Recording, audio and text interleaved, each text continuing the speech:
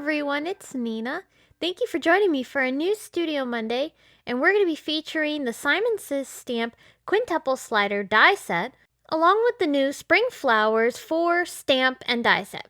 I'm going to be showing you how to create an interactive floral scene, which features these gorgeous florals that are creating a really beautiful garden. And the fun part is that when you pull on the quintuple slider, that is going to make some of the flowers move and appear as if they're blooming out of the garden. I think this is a really fun and cool technique, and it's also a great way to show you that the quintuple slider die set can be used with any stamp or die set that you have in your stash. Alright, so let's talk about today's project. I have some of the Spring Flowers 4 already selected, and I'm arranging them onto some watercolor paper. This is Canson watercolor paper, and I'm going to use this because I want to color with some zig markers, and the smoother texture of this paper is really helpful for that. I've prepped the surface of my paper, and I'm stamping the flowers with Simon Says Stamp embossing ink. Once my images are all stamped, I'm going to use Simon Says Stamp embossing powder, this is the white color, to sprinkle on some powder onto these images, and then I can heat set this. I'm going to stamp a ton of these flowers and leaves onto some watercolor paper, so I'm going to do that off camera. And now that I've got all of my images stamped, I can work on coloring. I chose Zig Clean color markers today because I wanted to do watercoloring and I wanted some really bright and vibrant colors, and I hadn't played with my Zig markers in a little bit, so I thought this would be fun to do today.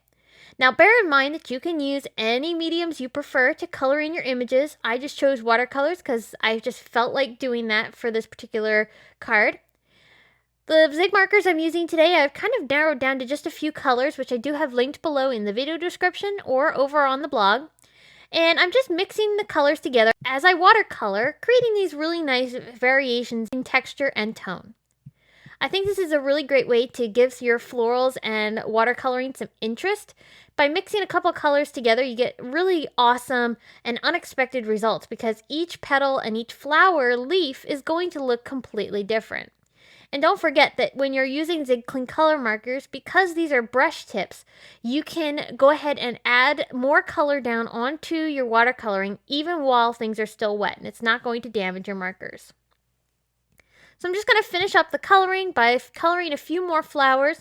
I stamped quite a bit of these flowers and leaves, and I didn't end up using all of them, but I was glad I made a lot of extras just in case, because that gave me a lot of freedom as I went and assembled my card. Moving on to creating the background, I have a piece of Canson Bristol Smooth paper, and I'm going to go ahead and start ink blending some Distress Oxide inks onto this paper. This is going to give me a little background for my florals. And this is also the paper that we're going to cut our slider tracks from. I'm using broken china, cracked pistachio, and a little bit of squeezed lemonade right in the center to help blend those two colors together. And this creates a really pretty soft color that these flowers are going to pop off of. Now that I have my blending finished, I will bring in some water and add a little bit of water splatter texture. This really adds some nice variation and interest to this background. I'll lift it off with a paper towel to reveal those nice water splatters. And once this is dry, I'll bring in some Lawn Fawn liquid Stardust and a little bit more water so that I can splatter on some iridescent, shimmery splatters, which adds a really magical feel to my background. I had a little bit left over, so I decided to take a paintbrush and just dip my brush into that liquid Stardust that I created. And I'm going to cover some of my flowers and leaves with this liquid Stardust. This didn't reactivate the watercoloring too much. Depending on which medium you prefer, you might want to be careful as you do this, but I really love the shimmery effect this ends up giving. Now we're ready to work on building the quintuple slider. I have the slider mechanism, which is this squarish piece, and the slider tracks, which is this grouping of bars. I'm going to arrange these onto my paper so that the slider mechanism is still peeking up across the top of my project. This is because we want to have that popping up off the top so that we can easily make the mechanism move. And I'm taping down the slider tracks, which I had laid down with the mechanism to get a good placement for these. After I run this through my die cut machine, I have my tracks ready to go. Now I can work on cutting out the slider mechanism, which I cut from some green cardstock. This is going to get layered behind my slider tracks, and it'll peek out at the top so that you can easily make this move. Before we start assembling, I need to open up all of the little flaps that the die creates when you cut this out. All of these flaps I'm going to stick straight up in the air, and this is going to help me as I work these into the track. We have all of those tabs open, and I'm going to kind of just check on all my tracks to make sure they are completely cut, and I can work on tucking those flaps around each track. So we're basically going to take those flaps and make them hug the tracks. After you've placed one down, I really encourage you to tape each of those little tabs down onto your paper, because this is going to keep them from falling out as you continue to slip the rest of the tracks and the mechanism together. So I'm going to continue this same process of tucking the flaps into the tracks and then hugging them around the track. And once I've completed the entire set, now I have 5 sliders all put together, and now this is ready to decorate. I'm going to move the slider mechanism up and down across the tracks a few times to condition the tracks, and this is going to help make sure that this slides really easily when the card is all finished. I'm deciding to adhere my flowers with foam tape. You don't have to use foam tape. You could use just some liquid glue or some tape runner. But whenever you adhere anything to the slider mechanism, you want to make sure that the adhesive is only on the flaps. You don't want it anywhere else, because that will impede your slider mechanism. So as I'm arranging things and adhering things down, I'm making sure only to keep the adhesive on the flaps of the slider mechanism. So as you can see, I'm attaching all of these flowers and leaves in place.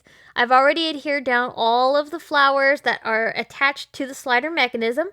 And now anything that I adhere down onto my project that isn't going to be moving, I need to make sure I don't add adhesive anywhere that's going to also impede how the slider mechanism moves.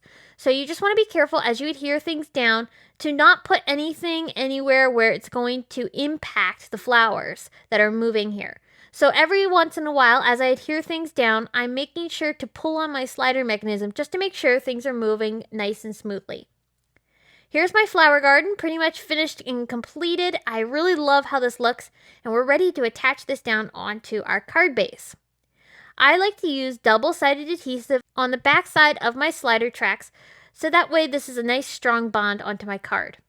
I'm using score tape here, and I'm adhering tape on areas around the slider mechanism, but I'm making sure not to put any adhesive anywhere where, again, it's going to impede the movement of that slider. So I added that down, and I'm going to place this onto my card base, and then I tested this again off camera just to make sure it was moving nice and smooth, which it was.